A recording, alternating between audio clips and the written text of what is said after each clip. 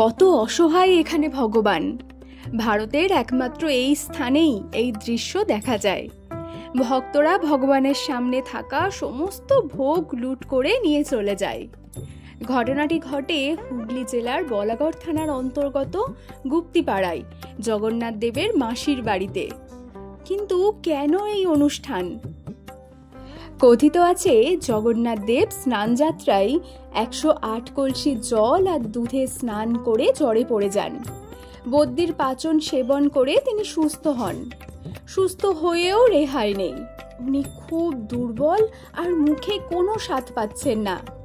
তাই পেটুক ভগবান বিশ্রামের অজুহাতে ভাই বলরাম আর বোন সুভদ্রাকে সাথে নিয়ে রথে চেপে চললেন সোজা মাসির বাড়ি।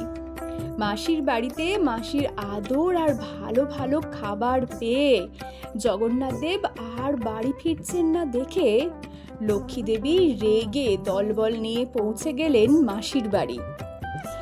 তাঁর নির্দেশেই ভক্তরা ভাড়ার ঘরের সমস্ত খাবার লুট করে খেয়ে ফেললেন। এই অনুষ্ঠানকেই বলা হয় ভাণ্ডার লুট।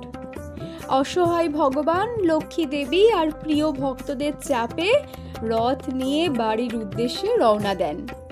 এই সেই মাসির বাড়ি।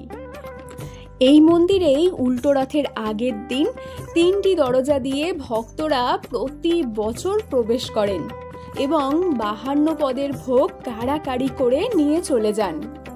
এ ব্যাপারে যদিও ভিন্ন ভিন্ন মতের প্রচলন আছে, তবে প্রথা চালুর কারণ নিয়ে ভিন্ন ভিন্ন মত থাকলেও প্রাচীন সেই রীতি মেনে এখনো প্রতি বছর উল্টো রথের আগের দিন মাসির বাড়ির মন্দিরে 3টি দরজা একসাথে খোলা হয়। ঘরের ভিতরের রকমারি খাবারের পদ মালসাই করে সাজানো থাকে। দরজা খোলার পর সেই প্রসাদ নেয়ার জন্য মানুষের মধ্যে হুড়োহুড়ি শুরু হয়ে যায়। খুবই আকর্ষণীয় এই অনুষ্ঠান। এই অনুষ্ঠানে যোগ দিতে হাজার হাজার মানুষ সেই দিন মাসির বাড়ি এসে উপস্থিত হন। যারা এখানে ভোগের জোগাড় করছিলেন ওনাদের মুখে শুনলাম ভাণ্ডার লুটের দিন ওনারা সবাই এই ভোগ রান্না করবেন ঠিকই, কিন্তু এই ভোগ ওনারা কেউই গ্রহণ করবেন না।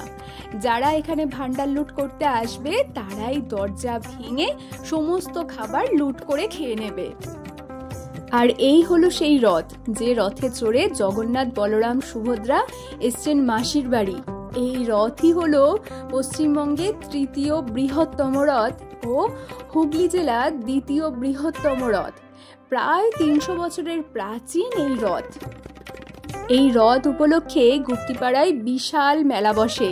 ওই সময় বহু মানুষের সমাগম হয় এই স্থানে। আচ্ছা, এখানে কিভাবে আসবেন এবার তাহলে সেটা বলা যাক। হাওড়া কাটোয়া অথবা ব্যান্ডেল কাটোয়া লাইনে যে কোনো লোকাল ট্রেনে গুপ্তিপাড়া স্টেশনে নেবে টোটোতে মাত্র 10 মিনিট জগন্নাথ দেবের মাসির বাড়ি। তাহলে আর দেরি না করে এই ভাণ্ডার লুটে সবাই মিলে চলে আসুন জগন্নাথ দেবের ভাণ্ডার লুট করতে। জয় জগন্নাথ।